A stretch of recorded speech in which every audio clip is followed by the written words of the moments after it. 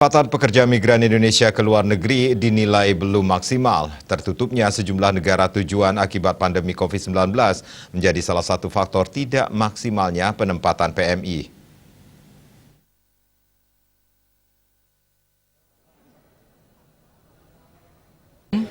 Badan Pelindungan Pekerja Migran Indonesia menyatakan saat ini penempatan pekerja migran Indonesia ke sejumlah negara mulai menunjukkan kecenderungan meningkat.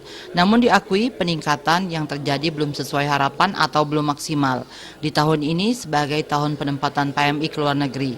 Tepatnya dari bulan Januari hingga Juli 2022, BP2MI telah menempatkan 75.929 pekerja migran, lebih tinggi dari tahun sebelumnya atau di awal pandemi COVID-19, yakni sebesar 72.000 pekerja migran.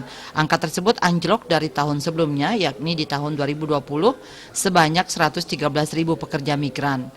Menurut BP2MI, masih tertutupnya sejumlah negara dari pekerja migran menjadi salah satu kendala yang dihadapi. Karena situasi COVID sudah pasti ya, karena negara-negara penempatan ya belum membuka atau menutup sementara masuknya tenaga kerja asing ke negara mereka. Tapi sejak COVID melandai kita sudah lihat trennya tadi. Ya, 1 Januari hingga Juli ini sudah menembus angka 75.000, baru setengah tahun ya. Berarti ada harapan penempatan ini juga akan menembus angka yang lebih besar sehingga peluang kerja di luar negeri ditangkap oleh anak-anak bangsa kita ya. Dan ini bagian dari kompetisi global. Nah, kita juga menginginkan penempatan ini terus-menerus dilakukan untuk mendorong sektor formal, kemudian juga mereka-mereka yang sudah memenuhi kualifikasi, kompetensi, terampil profesional ini yang terus didorong oleh negara maupun oleh para asosiasi dan P3MI. Bagi kita perlindungan bagi mereka sangat penting, ya. Karena apa? Karena bagi negara PMI ini adalah dignity, ini harga diri.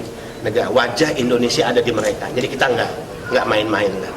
Ya, dan P3MI yang jumlahnya 300 ini juga sudah memenuhi standarisasi kualifikasi mereka sebagai pelaku penempatan, ya, bahkan sudah memiliki izin ya. Jadi sebetulnya ini yang harus kita berikan garansi kepada employment agency di luar negeri untuk mereka tidak ragu bekerja sama dengan para P3MI yang ada di negara kita. Pertemuan bisnis tenaga kerja di Kuta Bali diharapkan menjadi salah satu upaya yang dapat meningkatkan penempatan pekerja migran Indonesia ke luar negeri. Namun selama pertemuan bisnis tersebut hanya menghasilkan 5.073 peluang kerja dari target sekitar 40.000 peluang bekerja, 1.178 job order serta 17 kerjasama.